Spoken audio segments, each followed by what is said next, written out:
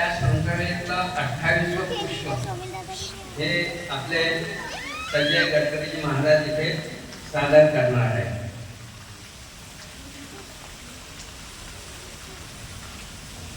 थोडीशी प्रस्तावनेत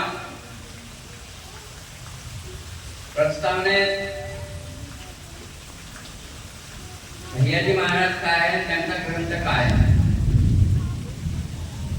इथे उपस्थित सगळी भाविक मंडळी ही दाजी महाराजांची भक्त आहे, रूपांकित आहे आणि त्यांच्या प्रती त्यांची श्रद्धा आहे.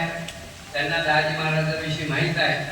इथे प्रसिद्धी प्रांगमुख होती, परंतु त्यांची खूप इच्छा होती की प्रवचन या ग्रंथावर, हा जो दिव्य ग्रंथ आहे जो त्यांच्या तपश्चर्येतून आणि त्यांच्या गुरुकृपेतून निर्माण झालेला आहे, त्याच्यावर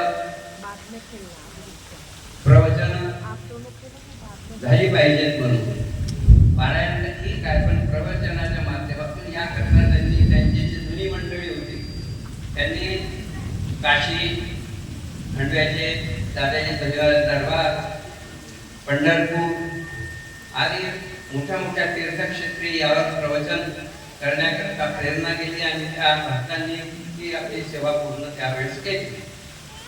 त्या शृंखलेत हे पुढे चाललं.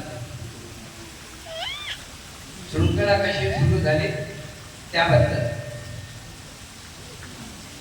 त्यानंतर 1988-89 च्या काळी स्वर्गीय श्री रामचंद्रजी चंडक यांच्याकडे जेव्हा हरिभक्त पारायण जवळकर महाराज यांनी अध्यात्मक प्रार्थना स्तोत्र या दिव्य ग्रंथावर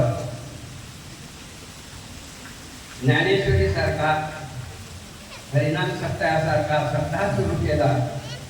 त्यानंतर अशी प्रेरणा झाली आणि त्यावेळी दाजी महाराजांची जी प्रेरणा होती ती त्यांचे गादीवर